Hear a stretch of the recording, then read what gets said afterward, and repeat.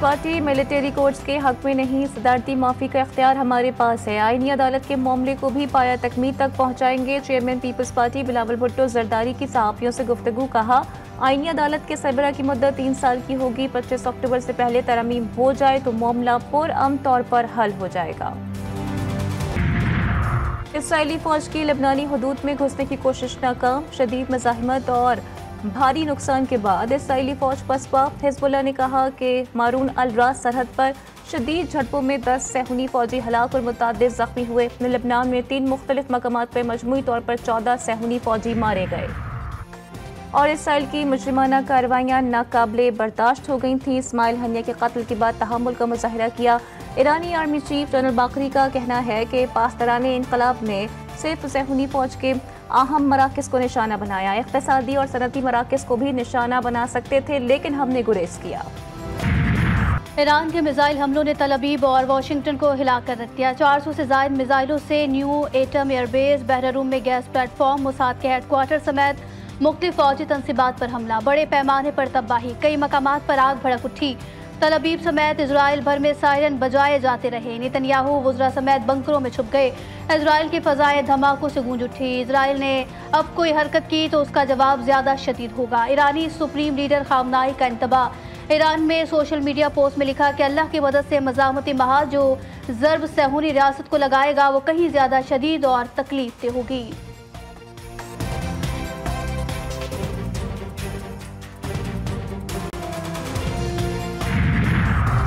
Iran का Israel पर हमला। मगरबी मुल्कों को इंसानी इक़दार याद आ गई। इसराइल को मार पड़ने पर अमेरिका और यूरोपीय ममालिक हम आवाज़ हो गए।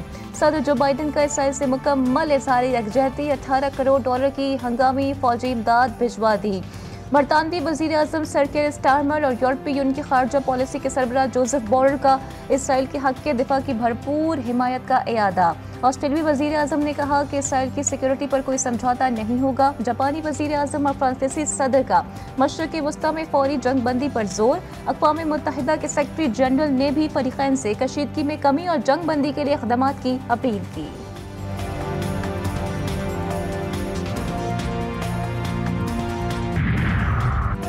इजराइल ने अक़वाम मुत्तहिदा के सेक्रेटरी जनरल को नापसंदीदा शख्सियत करार दे दिया। एंटोनियो गुतेरेस के इजराइल में दाखिले पर भी पाबंदी आयद।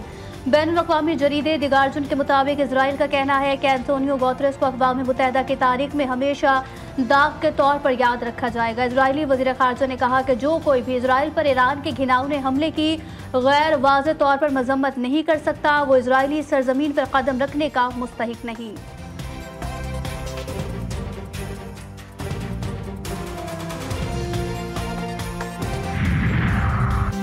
मशरिक़ी वस्ता में जंग के मंडलाते बादल। PIE ने तमाम परवाज़ों को ईरानी फ़िज़ाई हदूद इस्तेमाल करने से रोक दिया। तमाम कप्तानों को अहकामात जारी। फ्रांस, हॉलैंड, अरब अमारात समेत कई ममालिक ने इसराइल के लिए परवाज़ें मुअत्तल कर दी।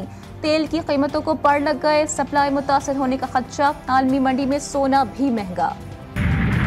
सहूनी दहशतगर्दी जारी। इजराइल की दहशतगर्द फौज ने गजा में 3 स्कूलों को निशाना बनाया। सहूनी फौज ने गजा सिटी में यतीम बच्चों के मरकज स्कूल और मस्कत स्कूल पर शदीद बमबारी की। खवातीन और बच्चों समेत 80 फ़लस्तीनी शहीद हुए। दर्जनों जख्मी। सहूनी फौज ने स्कूलों को हमास के कमांड सेंटर करार दे दिया। आपको कह रहे हैं कि जी मैं नवाज शरीफ को उसकी गर्दन में रस्सा डाल के खींच कर मैं वज़ीर आज़म हाउस से बाहर निकालूंगा। ये अल्फाज उस शख्स के हैं जो आज जेल में है। ये कहते हैं कि हम पंजाब पे ये अलगार करने आ रहे हैं, हम पंजाब पे हमलावर होने आ रहे हैं। पंजाब KPK और पंजाब का तुम आपस में लड़ाई करना चाहते हो? बड़े बोल मत बोला करो, जैसा करोगे वैसा भरोगे। वो कहता था इनके गले में रस्सा डालूंगा। जेल में बैठे शख्स से पूछें आपने खैबर पख्तूनख्वा के लिए क्या किया। मुस्लिम लीग नून के सदर नवाज शरीफ का लाहौर में तकरीब से खिताब। तहरीक इंसाफ पर कड़ी तनकीद। कहा ये लोग खैबर पख्तूनख्वा से पंजाब पर हमलावर होने आ रहे हैं। क्या ये दोनों सूबों को लड़वाना चाहते हैं? ये मार धाड़ में नंबर 1 और उनकी कारकर्दगी 0 है। मजीद कहा साकिब निसार की ऑडियो लीक मेरे पास मौजूद है। साकिब निसार ने कहा कि नवाज शरीफ और मरियम नवाज को जेल में रखना है। ऐसे अनासर को कड़ी सजा मिलनी चाहिए। मुनहरिफ अरकान के खिलाफ सियासी वाबस्तगी के केस की समाअत। प्रैक्टिस एंड प्रोसीजर कमेटी के इजलास में जस्टिस मंसूर अली शाह नहीं थे। बैरिस्टर अली जफर जफर का एतराज़, लार्जर बेंच ने एतराज़ात को मुस्तरद कर दिया। चीफ जस्टिस ने कहा, अली जफर आप जजेस का इंतखाब खुद नहीं कर सकते, ऐसा तर्ज अमल तबाहकुन है, अपने बार की जानिब से कभी शफाफियत की कोशिश क्यों ना की।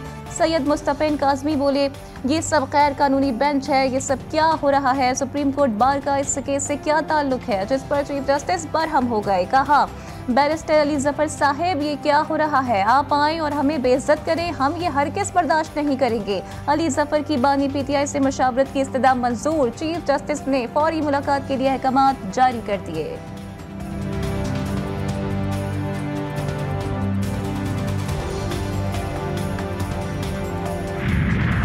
कर रहे हैं, दिन रात मेहनत कर रहे हैं, लेकिन अफसोस की बात है कि अपनी जिम्मेदारियां पहचानने के बजाय उनका पूरा फोकस जो है वो गालन गलोच पे, घिराओ जलाओ, आग लगा दो, मार दो, मर जाओ, पुलिस वालों के सर फाड़ने पे। मुल्क अल्लाह के फजल से एक ऑपोजिशन पे आ गया है। शहबाज शरीफ साहब दिन रात मेहनत कर रहे हैं। अब भी कुछ लोग इंतशार फैलाने में मसरूफ हैं। सूबे पर तवज्जो के बजाय जलाओ, घिराओ, मारो या मर जाओ की बात कर रहे हैं।